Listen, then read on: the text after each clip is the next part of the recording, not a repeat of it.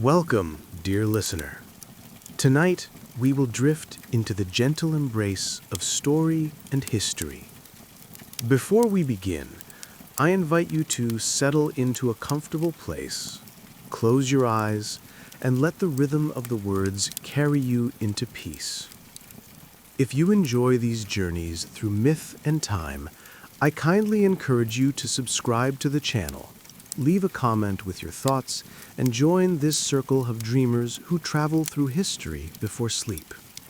Now, let your breath slow, and let us travel eastward to ancient China, where mist curls along the rivers, bamboo forests sway like whispering guardians, and the heavens themselves are alive with stories.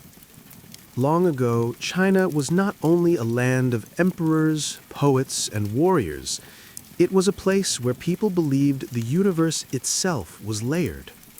Above the mortal world, high beyond the drifting clouds, stood the magnificent celestial palace of the Jade Emperor, ruler of the heavens. It was said that the Jade Emperor governed not through thunder and fear, but through order and harmony. His halls of cloudstone stretched endlessly, guarded by dragons whose scales shimmered with the colors of starlight. Immortals walked his courts, recording the destinies of men, while cranes, symbols of eternity, circled the skies, their wings trailing sparks of gold. In the southern provinces, where mist rolled across emerald mountains and rivers shimmered with lantern light during festivals, there lived a humble scholar named Liang. Liang was not wealthy nor famous. His days were spent copying scrolls in a small study, his brush moving steadily across parchment. His hands smelled of ink, and his back often ached from hours bent over old texts. Yet he loved his work. Each stroke of his brush connected him to centuries of wisdom, Confucian teachings, Taoist poetry, and the memories of dynasties long past. Yet, for all his devotion to knowledge, Liang's heart held a quiet yearning. He wondered if beyond the walls of his study, beyond the rivers and bamboo groves, there was a greater truth. He often sat by the river at night, gazing at the reflection of the moon, asking himself if the heavens ever noticed a single, solitary mortal like him. One evening, during the Mid-Autumn Festival, the entire village gathered to release lanterns into the sky. Families laughed, children carried paper dragons, and tables overflowed with mooncakes filled with sweet lotus paste. But Liang remained apart, standing by the river's edge, watching the lanterns float away like tiny stars. He whispered into the night, "If the Jade Emperor truly watches over us, grant me a glimpse of your world, if only in a dream." The air grew suddenly cool. Mist rose from the river, curling like silver threads. The lanterns blurred before his eyes, their golden glow stretching upward, until they no longer looked like paper lights, but like constellations drifting into the heavens. Liang's eyelids grew heavy. The sounds of laughter and music faded. He swayed once, then twice, and finally closed his eyes. When he opened them again, he was no longer by the river. He stood upon a path of clouds. The scholar gasped softly. Beneath his feet, a glowing road stretched endlessly, made of soft, shining mist. Around him, the sky was painted in hues of dawn, violet, gold, and silver that shifted with every breath. Stars sparkled like fireflies in the distance, though it was not night. Liang turned slowly. Behind him, the river of his village was gone, replaced by an endless expanse of sky. Ahead, the cloud path wound upward toward a distant gate, massive, towering, and radiant with jade and gold. Dragons circled its high towers, their movements graceful, like ribbons unfurling in water. Though his heart raced, Liang felt no fear. Instead, he felt peace, as though this place had always been waiting for him. He began to walk. Each step upon the cloud road was weightless, soundless, and yet perfectly real. As he drew closer to the great gate, he saw two colossal figures standing guard. Their faces were stern, but not unkind. One held a staff crowned with the symbol of the sun, the other with the moon. Together they spoke, their voices like rolling thunder, softened by distance. "Mortal, why do you seek the celestial gate?" Liang bowed low, his voice steady, though his hands trembled. "I seek no power, no wealth, no favor. I wish only to glimpse the truth of heaven, to know if the stories of the Jade Emperor are more than shadows upon the earth." The two guardians exchanged a glance. For a long moment, silence stretched across the sky. Then, slowly, they stepped aside, their colossal weapons striking the cloud path like gongs of approval. "Enter, scholar, but remember, what you see must be carried not as pride, but as wisdom." The gates opened with a sound like the rush of wind through pines. Liang stepped forward, and there, for the first time, he beheld the celestial court. The celestial court stretched farther than the eye could see.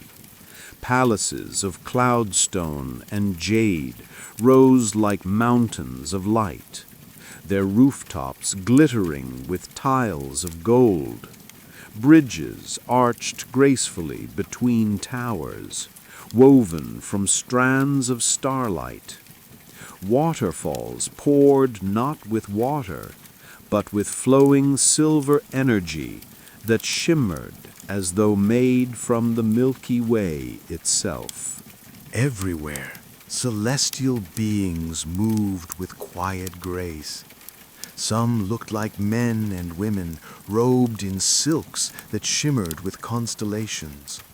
Others were radiant immortals, carrying scrolls that glowed with eternal flame. And among them soared dragons of every color, emerald, sapphire, crimson, curling through the skies like guardians of harmony. Liang's heart raced, yet he felt only wonder. He whispered to himself, "So, this is the world above the clouds." As he walked deeper into the court, the sound of soft music reached his ears. Harps of crystal, flutes carved from pure jade, and bells that chimed with every breeze. The music was not loud, but gentle, like lullabies woven into the very air. Soon Liang came upon a grand courtyard where an assembly had gathered. At its center stood a throne carved from a single block of glowing jade. Upon it sat a figure robed in gold, his presence radiant yet calm, the Jade Emperor himself. The scholar fell to his knees, his forehead touched the cloudstone floor. But the Jade Emperor's voice, though powerful, was warm, like an elder speaking to a child. "Rise, mortal. You have crossed the path of clouds and entered my hall not with pride, but with humility. Few among men are granted such a dream." Liang slowly lifted his gaze. The Jade Emperor's face was both timeless and kind, ageless and yet bearing the wisdom of countless ages. His eyes held the depth of galaxies, yet they softened as they looked upon a single scholar. "My lord," Liang whispered, "I am but a humble man. I wished only to know if heaven truly watches us." The Jade Emperor smiled faintly. "Then let you see, and let you remember." With a wave of his hand, the court shifted. Walls of jade melted away, revealing scenes that unfolded like living paintings in the sky. First, Liang beheld the primordial chaos. He saw the swirling void before heaven and earth were divided, when nothing existed but endless mist. From this void emerged Pangu, the giant who separated sky from earth. With each breath, Pangu's sighs became the wind, his voice became thunder, his blood became rivers, his eyes the sun and moon. And when he finally laid down to rest, his body became the mountains, forests, and fertile fields of the mortal world. Liang shivered at the sight, though it was dreamlike and gentle. The Jade Emperor's voice guided him through. From chaos, order was born, and from order, balance. This is the first lesson. The world is harmony, woven of both heaven and earth. The vision shifted. Liang now saw great dragons swimming through rivers and clouds. Some guarded mountains, their coils shaping the river's bends. Others flew high into the heavens, carrying prayers from mortals to the skies. "These are the dragons," the Emperor said softly, "symbols of strength, but also of wisdom. In their presence, mortals find both protection and humility. Without them, the rivers would run dry and the skies would fall silent." The scene dissolved once more. Now Liang saw ancient emperors of China, clad in robes of silk, standing before their people. Some built great walls, some opened trade along the Silk Road, others studied the heavens for omens. Above each emperor, unseen by mortals, the Jade Emperor's court kept watch. Do you see, scholar? History and myth are not separate. Mortals believe themselves forgotten, yet the heavens record every breath. Liang bowed his head. "I see, and I feel the weight of it." The visions faded, and Liang found himself once more within the court. The Jade Emperor raised a hand, and attendants appeared, leading the scholar into a great hall. There a banquet was prepared, not for gods nor kings, but seemingly for him.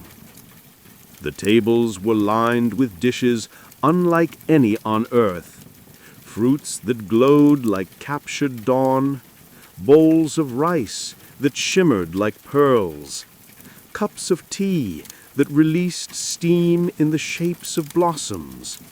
And at the far side of the hall sat the 8 Immortals, famous sages of Taoist lore. They greeted Liang, with gentle smiles. One plucked a note on a stringed instrument that filled the hall with serenity. Another poured tea that smelled of pine forests and mountain air. "Sit with us, mortal," one said, "for tonight you are both guest and witness." Liang hesitated, but at their insistence he took a seat. The tea warmed his hands and heart, soothing every worry. The Immortals began to share tales of wandering the earth in disguise, of guiding fishermen, farmers, and poets, of weaving wisdom into the lives of ordinary people without ever revealing who they truly were. One immortal leaned close and said, "The heavens are not far, scholar. Every kind act, every moment of harmony is heaven touching earth." Liang's eyes grew heavy again, not with sleep, but with awe. Each word sank into him like drops of gentle rain. The banquet of the Immortals slowly faded, as though the dream itself shifted its focus. Liang found himself standing again in the vast courtyard of the celestial court. This time, the sky above swirled with shifting colors, emerald, gold, and sapphire. From the clouds a dragon descended, its body coiled like a river in flight, its scales glimmering with moonlight and starlight. Its eyes, bright and ancient, looked directly into Liang's eyes. "Mortal scholar, the Jade Emperor commands that I guide you through the trials of balance, for no soul may glimpse heaven without understanding its harmony." Liang bowed deeply, though his knees trembled. "I am honored." The dragon lowered itself, its massive body forming a graceful curve upon the clouds. With hesitation, Liang climbed upon its back. The scales felt cool, like polished stone, and yet alive, pulsing with quiet energy. "Hold steady," the dragon said. "The sky itself will open before us." With a single beat of its wings, they rose into the heavens. The dragon carried Liang higher and higher until the celestial court was a speck below them. The skies shifted, opening like a scroll to reveal 4 vast realms, each representing a direction of the world.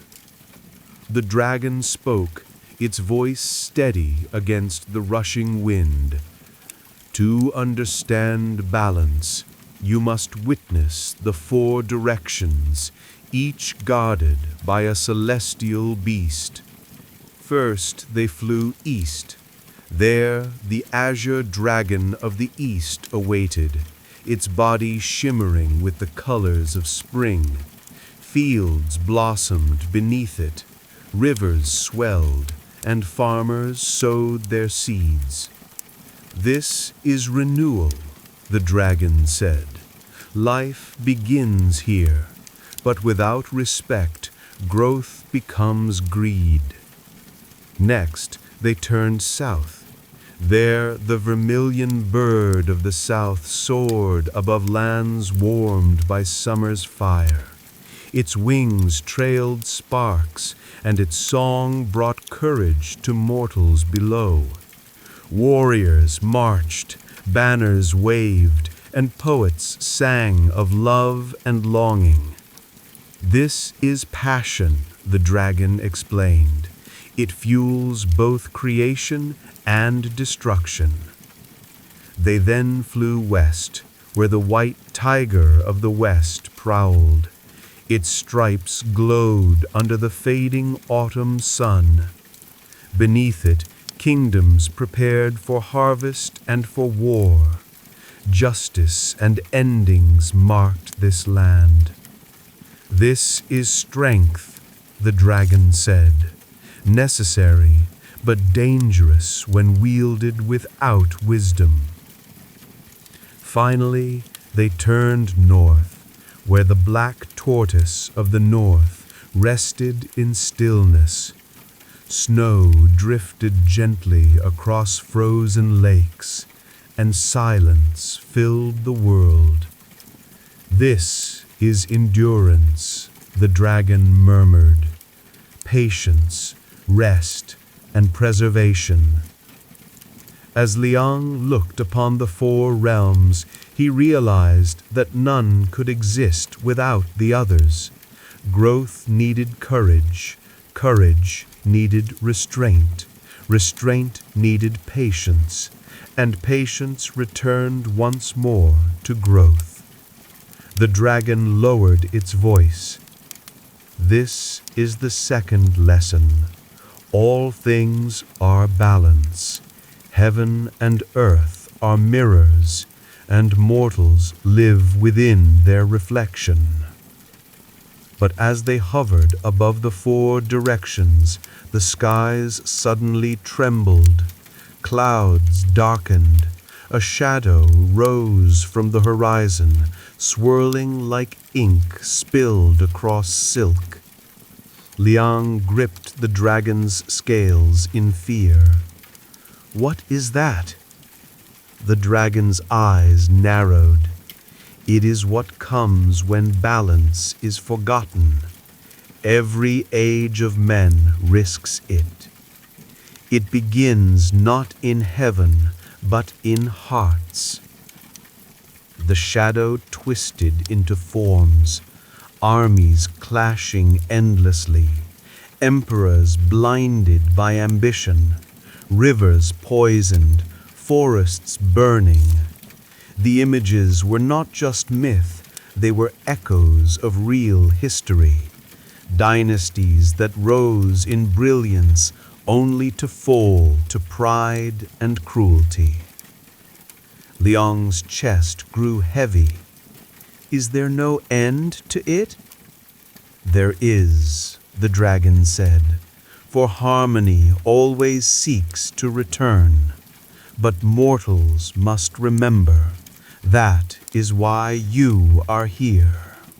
The shadow began to fade, dispersed by a sudden light that broke through the clouds. The dragon spread its wings and soared back toward the celestial court. When they landed, the Jade Emperor awaited upon his throne once more. His face was calm, though his eyes carried the weight of eternity. "You have seen creation," he said gently. "You have witnessed the four directions and the shadow that follows when mortals forget balance. Tell me, scholar, what have you learned?" Liang bowed deeply. His voice was soft, almost uncertain, but filled with sincerity. "I have learned that heaven and earth are not separate, that history and myth are one, that every choice we make adds either to harmony or to disharmony, and that even a simple life, if lived with balance, echoes into the heavens." The Jade Emperor's eyes softened, and for a moment his face seemed almost human. "Then you have understood. That is the third lesson, and the most precious. Wisdom is not kept in palaces, but in the heart." The Emperor raised his hand, and a final vision bloomed in the air. Liang saw his own village, the river, the lanterns, the families gathered beneath the moon. He saw himself sitting quietly among them, but this time he did not feel apart. He felt the thread that connected him to them, to the world, and to heaven above. The visions faded, and a soft warmth filled the air. The Jade Emperor's voice echoed gently. "Your dream must end, scholar, but you will wake with peace and with memory. Tell no one of palaces or dragons, for they will not believe. But carry harmony in your heart, and you will share heaven more surely than words can." The hall grew dim. The Immortals faded. The music dissolved, and the cloud road began to vanish beneath Liang's feet. He felt himself falling, not in fear, but as though carried on the wings of a crane, drifting gently downward. When his eyes opened again, he was back on the riverbank. The lantern still floated on the water, though fewer now. The festival was ending. Dawn's first light touched the horizon. Liang touched the earth beneath his hands, solid and real. Yet in his heart he carried the quiet weight of heaven. From that day forward, Liang lived as he always had, copying scrolls, walking by the river, bowing to his elders. But those who knew him noticed a change. His words were gentler, his smile more patient, his eyes filled with quiet understanding. He never spoke of the Jade Emperor or the dragon, for he had been told to keep silence. But in the way he treated others, with respect, with kindness, with balance, he carried the memory of the dream. And though he was but a simple scholar, when he passed away many years later, villagers said that cranes circled the sky above his home, their wings glowing in the dawn. And so, dear listener, our journey comes to its end.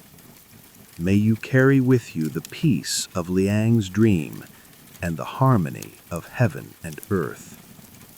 If you enjoyed this tale, I kindly invite you to subscribe to the channel, leave a comment to share your thoughts, and join us again for more stories that weave history and legend into gentle dreams. For now, close your eyes, rest your heart, and let sleep come softly. Good night.